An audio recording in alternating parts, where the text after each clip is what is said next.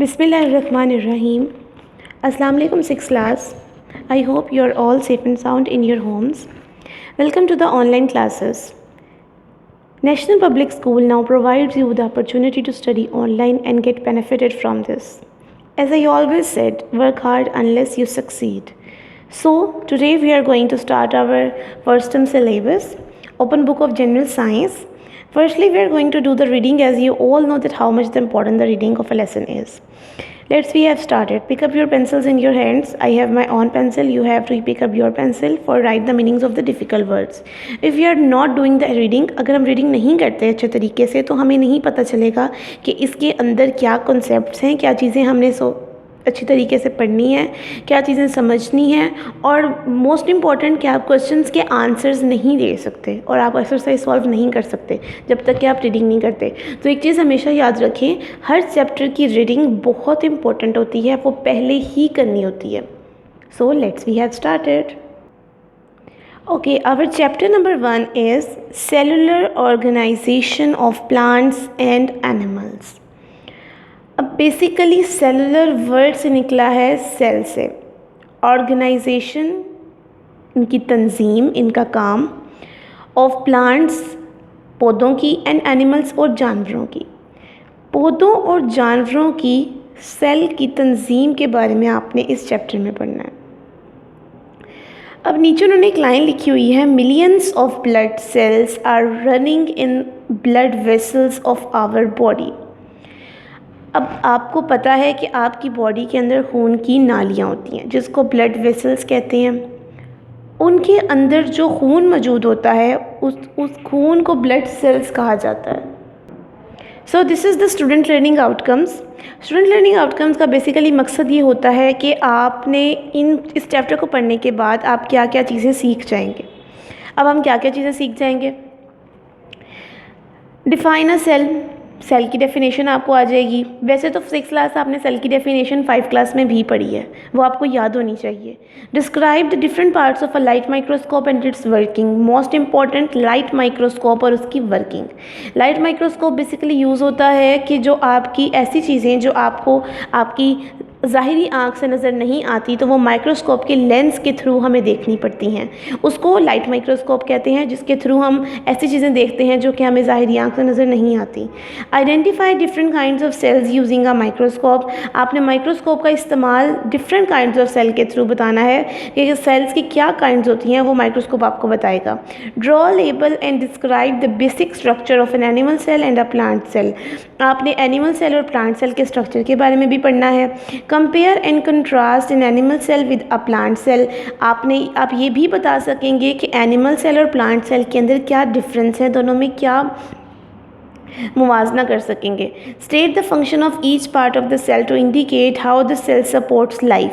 अब वो कह रहे हैं कि फंक्शन, हर सेल का जितने भी पार्ट होते हैं ना, उनका फंक्शन और उसको आप इंडिकेट करेंगे कि सेल किस तरह आपकी ज़िंदगी को जारी रखने में मदद देता है, उसकी क्या इंपॉर्टेंस है। Differentiate between unicellular and multicellular organism. Unicellular और मल्टीसेलुलर ऑर्गेनिज्म में आप डिफरेंस भी बयान कर सकते हैं। Distinguish between tissues and organs. Tissue और ऑर्गन दो अलग अलग किस्म की चीज़ें होती हैं, उनके अंदर डिफरेंस क्या होता है ये भी बता सकेंगे। Recognise root and root and shoot system in plants. Plants के अंदर दो तरह के सिस्टम होते हैं, एक होता है रूट सिस्टम जो कि मिट्टी के अंदर होता है, एक होता है शूट सिस्टम जो कि मिट्टी के बाहर होता है, ग्राउंड के ऊपर होता है। इन दोनों के बता सकेंगे, इन दोनों के बारे में। State the functions of the major systems of the human body. इंसानी जिस्म का जो मेजर सिस्टम्स हैं उनकी फंक्शंस के बारे में आप बता सकेंगे, जैसे कि आपका दिमाग मेजर, आपका हार्ट ये भी मेजर, इनके बारे में आप बता सकेंगे।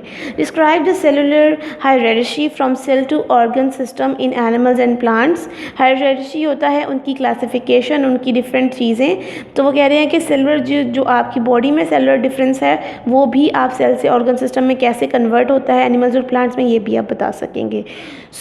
ये मैंने आपको बता दिया पूरे चैप्टर की एक तरह से आउटलाइन कि आप इस चैप्टर में क्या पढ़ेंगे, और उसको पढ़ने के बाद आपको किन किन चीज़ों के बारे में आराम से अंदाज़ा भी हो जाएगा और आप समझ भी जाएंगे। So we have started our chapter number 1. Here this is our page number 4.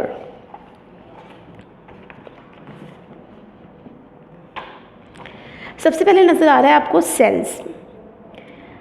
All living organisms are made of cells. तमाम जानदार जो हैं वो सेल से मिलकर बने होते हैं। A cell is the basic unit of structure and function of the all living organism. This is the definition of cell. You have to highlight और अंडरलाइन दिस डेफिनेशन। बेसिकली बच्चों, मैं आपको हाईलाइटेड करने का इसीलिए कह रही हूँ क्योंकि जो चीज़ हाईलाइट की जाती है, जब भी आप दोबारा कभी वो अपनी बुक खोलेंगे तो हाईलाइटेड चीज़ें आपको सबसे पहले नज़र आएंगी। और वैसे भी हाईलाइट हम उन्हीं चीज़ों को करते हैं जो चीज़ें इंपॉर्टेंट होती हैं। तो हाईलाइट कर लें इसको, ताकि जब भी आप कभी बुक खोलें तो आप सबसे पहले इस इम्पॉर्टेंट चीज़ को ही याद करें।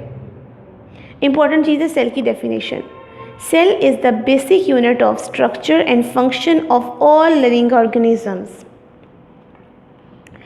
Okay, plants and animals are made of trillions of cell. Trillion लाखों, करोड़ों, अरबों। अब जो प्लांट्स और एनिमल्स हैं वो बहुत ज़्यादा सेल से मिलकर बने हैं। Some living organism consist of only one cell. कुछ ऐसे लिविंग ऑर्गेनिजम्स भी होते हैं जो कि सिर्फ एक सेल पे मुश्तमिल होते हैं, that is bacteria. 6th class में आप पढ़ा होगा आपने बैक्टीरिया के बारे में। बैक्टीरिया किंगडम मोनेरा से बिलोंग करते हैं और किंगडम मोनेरा में बैक्टीरिया जो हैं वो सिर्फ सिंगल सेल होते हैं, उनमें सिर्फ एक ही सेल होता है। Cells are different in sizes, shapes and functions. अब सेल्स जो हैं उनके साइज़ भी डिफरेंट होते हैं, शेप्स भी डिफरेंट होती हैं और फंक्शंस भी डिफरेंट होते हैं। पढ़ते हैं। सबसे पहले यहाँ पे लिखे हुए हैं स्किन सेल्स। स्किन सेल मतलब आपकी बॉडी के ऊपर जो जिल्द आपकी होती है, स्किन होती है, उसके ऊपर जो सेल्स मौजूद होते हैं। Skin cells cover the body and protect inner layers. Skin cells जो हैं वो आपकी बॉडी को कवर करते हैं और जो अंदर की जो लेयर्स होती हैं उनको प्रोटेक्ट करते हैं, उनकी हिफाजत करते हैं। बेसिकली जो स्किन है वो, इसको सबसे बड़ा सेंस ऑर्गन भी कहा जाता है और ये आपकी बॉडी को प्रोटेक्ट करने में, आपकी बॉडी के अंदर जितना भी निज़ाम चल रहा है उस सब की हिफाजत करने में बहुत अच्छा किरदार अदा करती है। तो skin cells most important cells होते हैं आपकी बॉडी के लिए। उसके बाद आ गया बोन सेल्स। अब वर्ड बोन से पता चल रहा है हड्डी। हड्डी के जो सेल्स होते हैं से produce bones to shape and support body. अब बोन सेल्स क्या करते हैं, बोन्स को प्रोड्यूस करते हैं कि वो आपकी बॉडी को शेप दें, उसको शक्ल दें और सपोर्ट, और उसको इतनी ताकत दें कि वो खड़ी रह सके। नर्व सेल्स, वर्ड नर्व से पता चल रहा है नर्वस सिस्टम की बात हो रही है। नर्वस सिस्टम हमेशा दिमाग की बात होती है, तो इसीलिए तो दिमागों के डॉक्टर्स को न्यूरोलॉजिस्ट कहा जाता है। ये सारा सिस्टम एन से ही शुरू होता है। तो nerve cells conduct messages. Nerve cells का काम क्या होता है कि वो मैसेजेस आपके ब्रेन से आपकी पूरी बॉडी के अंदर कन्वे करते हैं। वाइट ब्लड सेल्स, ब्लड के जो सेल्स होते हैं उसमें वाइट ब्लड सेल्स होते हैं। White blood cells fights against germs and cause disease.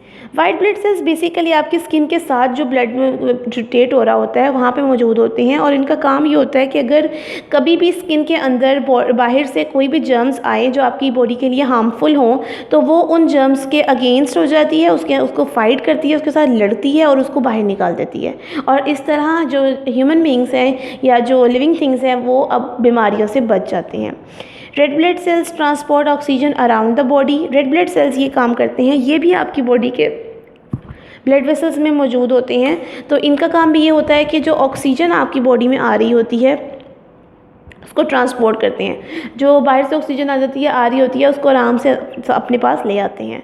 Last one is muscle cells. 6 muscle cell contract and bring about movement. अब मसल सेल्स जो होते हैं वो आपकी बॉडी के मसल्स के अंदर होते हैं। ये इनका काम ये होता है कि आपकी बॉडी को कॉन्ट्रैक्ट करना, उसको रिलैक्स करना। जैसे अगर आप बाजू अपना आगे पीछे मूव कर सकते हैं, ये मसल सेल्स का काम होता है कि वो आपके बाजू को मूव एंड फ्रो कर सकता है। तो this is all about the cells. ठीक है, 6 तरह के सेल मैंने आपको पढ़ाई हैं। एक पढ़ाया है skin cell, that is cover protect the body. Second one is bone cell. Bone cell is about the bones to produce bones to shape and support the body. Nerve cells conduct messages to all body parts. White blood cells fight against germs that are causing diseases in our body. Red blood cells transport oxygen around the body. And last one is muscle cells conduct and bring about movement. So 6 तरह के cell हैं। इन सारे sales की definition और इनकी जो diagrams इन्होंने बनाई हुई हैं ये आपको बनानी आनी चाहिए। नेक्स्ट जो लिखा हुआ उन्होंने कि some cells are large enough to seen with the naked eye, कि आम आँख से कुछ ऐसे सेल्स होते हैं जो नहीं देखे जा सकते, that is yolk of an egg के अंडे की जर्दी जो होती है वो आप उसके अंदर जो सेल्स हैं वो आप आम आँख से नहीं देख सकते। But most cells are too small, लेकिन कुछ सेल इससे भी छोटे होते हैं, हम उनको देख सकते हैं। उसको देखने के लिए हमें एक स्पेशल इंस्ट्रूमेंट की ज़रूरत होगी। अब वो स्पेशल इंस्ट्रूमेंट क्या है? माइक्रोस्कोप। उससे पहले मैं आपको एक ब्लू बॉक्स है यहाँ बता दूँ, बहुत इंपॉर्टेंट बॉक्स है कि जो सेल है वो डिस्कवर किसने किया था, सेल आया कहाँ से था, कौन ऐसा इंसान था जिसने हमें सेल के बारे में बताया। तो term cell was first use by an English scientist Robert Hooke. Robert Hooke एक साइंटिस्ट था जिसने सेल की एक टर्म प्रोड्यूस की थी। ऑब्वियसली टर्म प्रोड्यूस की थी तो इसने सेल भी प्रोड्यूस किया था। He observed tiny box like structures in a thin slice of a cork under a microscope. बेटा जी, कॉर्क क्या होता है? कॉर्क कहते हैं एक छोटा सा लकड़ी का पीस होता है जो पुराने ज़माने के लोग अक्सर अपनी बॉटल्स को एयर टाइट रखने के लिए वो कॉर्क उनके मुंह में दबा देते थे।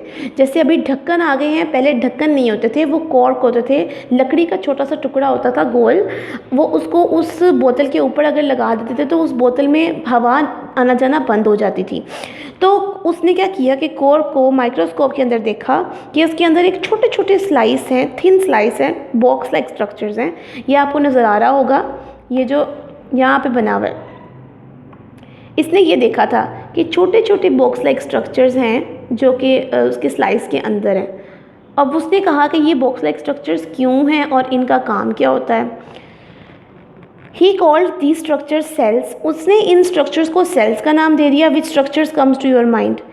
अब वो कह रहा है कि कौन सा स्ट्रक्चर जो है वो आपके दिमाग में सबसे पहले आया है। जब आपको पता चला है कि एक बॉक्स लाइक स्ट्रक्चर्स उसने देखे है तो कौन सा स्ट्रक्चर आपके दिमाग में सबसे पहले आया है। अगर अब मैं अपनी बात करूं तो जब मैं आपको ये पढ़ा रही थी तो मेरे माइंड में सबसे पहले ब्रेड का स्लाइस आया था। ब्रेड का स्लाइस आपने देखा? ब्रेड के स्लाइस के अंदर छोटे छोटे आपको डॉट्स नज़र आते हैं, सुराख नज़र आते हैं और उसके अंदर कुछ इन्वेंशन जैसे किसी चीज़ ने उसके अंदर कोई चीज़ गई हुई है इस तरह, या इसके अलावा चीज़ स्लाइस नज़र मैं अगर उसकी बात करूँ वो भी मेरे दिमाग में आया था। तो ये सब चीज़ें आपके माइंड में जो आए आप मुझे बता दीजिएगा। So we have completed our lecture page number 4. Now turn to page number 5.